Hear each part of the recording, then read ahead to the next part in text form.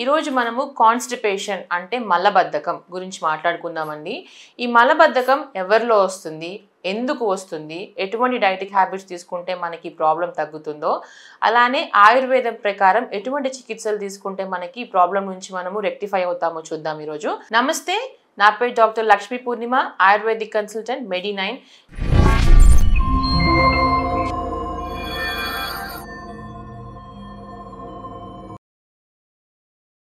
మలబద్ధకం అనేది ఏంటంటే మనము డైలీ రొటీన్ని ఎప్పుడైతే మనం విరుద్ధంగా ఉంటామో, కంప్లీట్గా మనము డైటిక్ హ్యాబిట్స్ ఫాలో కాకుండా రిపీటెడ్గా జంక్ ఫుడ్స్ తింటూ హెవీ ఫుడ్స్ని మనము కంటిన్యూస్గా డైలీ రొటీన్లో ఇంటేక్గా కానీ తీసుకున్నట్లయితే మనకి కాన్స్టిపేషన్ ప్రాబ్లం అనేది వస్తుంటుంది. నార్మల్గా ఎటువంటి ఫుడ్ తీసుకుంటే మనకి కాన్స్టిపేషన్ వస్తుందో చూద్దాము. నార్మల్గా ఏంటంటే ఎక్కువ oily foods, bakery items, junk foods, ఇలా పిజ్జాస్, న్యూడిల్స్ కంటిన్యూస్గా ఎవరైతే డైలీ తింటూ ఉంటారో కంటిన్యూస్గా, అలాంటి వాళ్ళలోనూ, మళ్ళీ నాన్ వెజ్ ఐటమ్స్ ఎక్కువగా ఇంటేక్ చేసే వాళ్ళలోనూ కాన్స్టిపేషన్ ప్రాబ్లమ్స్ అనేది చూస్తుంటాము. అలానే స్పైసీ ఫుడ్, ఎక్కువ కారంగా తినడము, పికిల్స్ తినడము, అలాంటివి అనమాట. ఈజీగా డైజెస్ట్ కాకుండా ఏదైతే మనకి ఎక్కువ టైం ప్రాసెస్ తీసుకుంటుందో మన డైజెస్ట్ సిస్టంలో, అలాంటి ఫుడ్స్ తీసుకున్నప్పుడు మాత్రమే మనకి కాన్స్టిపేషన్ ప్రాబ్లం అనేది వస్తుంది. నార్మల్గా ఈ కాన్స్టిపేషన్ ప్రాబ్లమ్స్ ఎవరిలో చూస్తుంటాము అంటే, ఎవరిది డైలీ రొటీన్ ఎవరైతే విరుద్ధంగా పాటిస్తుంటారో, అంటే ఏంటంటే లేట్ నైట్స్ ఎక్కువగా మేలుకోవడము, కరెక్ట్ టైంలో పడుకోకపోవడము, అలానే అన్టైమ్లీ మీల్స్ తీసుకోవడం అనమాట. అంటే నార్మల్గా ఇప్పుడు మార్నింగ్ బ్రేక్ఫాస్ట్ తీసుకునే వాళ్ళలో ఈ ప్రాబ్లం ఎక్కువగా కనపడదు. అలానే ఏంటంటే బ్రేక్ఫాస్ట్ వచ్చి మనము లంచ్ టైంలో తీసుకోవడం, లంచ్ వచ్చి ఈవినింగ్ స్నాక్స్ టైంలో తీసుకునే వాళ్ళు ఉంటారు కదా, అలా టైం వేరియేషన్లో ఉన్న వాళ్ళలో కూడా ఈ కాన్స్టిపేషన్ ప్రాబ్లం అనేది కంపల్సరీ మనం చూస్తుంటాము. అలానే ఏంటంటే సాఫ్ట్వేర్ పీపుల్ అనమాట, సాఫ్ట్వేర్ జాబ్స్లో ఉన్న వాళ్ళు ఏంటంటే వాళ్ళకి ఒక టైమింగ్ అనేది ఉండదు. ఇర్రెగ్యులర్ టైమ్స్లో వాళ్ళు ఏంటంటే వాళ్ళ స్లీపింగ్ టైమింగ్స్ కూడా వ్యారీ అవుతూ వస్తుంది అనమాట.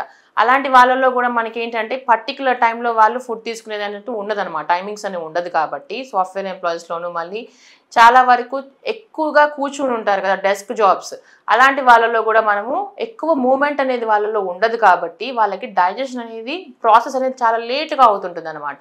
అలా ఉన్న వాళ్ళలో మనం ఎప్పుడైతే ఆ జంక్ ఫుడ్ అనేది కానీ, ఆ స్పైసీ ఫుడ్ అనేది కానీ ఎక్కువగా ఇంటేక్ చేసుకున్నప్పుడు ఏంటంటే వాళ్ళకి టైమ్ ఆఫ్ డైజెషన్ అనేది పెరిగిపోతుంది అనమాట. నార్మల్గా మీరు ఫైబర్ ఫుడ్ తీసుకున్నట్లయితే మీకు డైజెషన్ అనేది త్వరగా అయిపోతూ ఉంటుంది. కానీ ఇన్ కేస్ ఆఫ్ ఇలా ఆయిలీ ఫుడ్స్ కానీ, చాలామంది ఏంటంటే ఇప్పుడు ఫాస్ట్ ఫుడ్స్కి అలవాటు పడిపోయారండి. దాంట్లో ఏంటంటే డిఫరెంట్ టైప్స్ ఆఫ్ ఆయిల్స్ వాడుతుంటారు. అలాంటి ఫుడ్స్ కానీ కంటిన్యూస్గా మీరు కానీ తీసుకున్నట్లయితే మీ డైజెస్టివ్ సిస్టమ్ అనేది, ఆ అగ్ని అనేది తగ్గిపోతుంది అనమాట.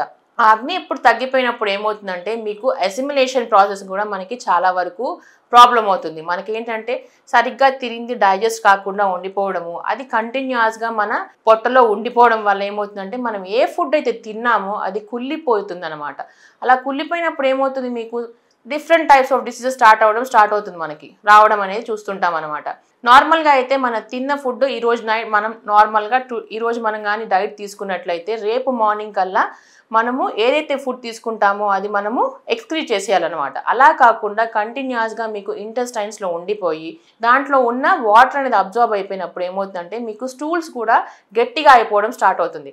అలా ఉన్నప్పుడు ఏంటంటే మీరు ముక్కి వెళ్ళడం స్టార్ట్ చేస్తారనమాట. అలాంటప్పుడు ఏంటంటే ఇదే స్టార్టింగ్ ప్రాసెస్, ఇదే పైల్స్కి కానీ, ఫిషర్స్ కానీ, ఫిస్టులా కానీ ఫామ్ అవ్వడానికి ఇదే స్టార్టింగ్ పాయింట్ అనమాట. కాబట్టి మన డైటిక్ హ్యాబిట్స్ అనే దాంట్లో కంపల్సరీ చక్కగా మీరు ఫైబర్ ఫుడ్ ఇంక్లూడ్ చేసుకోండి, చక్కగా గోరువెచ్చని నీళ్ళు తాగండి, పండ్లు ఎక్కువ తినండి, లీఫీ వెజిటబుల్స్ ఎక్కువగా తీసుకున్నట్లయితే మీరు ఈ ప్రాబ్లంకి చెక్ పెట్టచ్చు. ఇటువంటి వాటి గురించి ఇంకా తెలుసుకోవాలనుకుంటే మెడి9 సంప్రదించండి.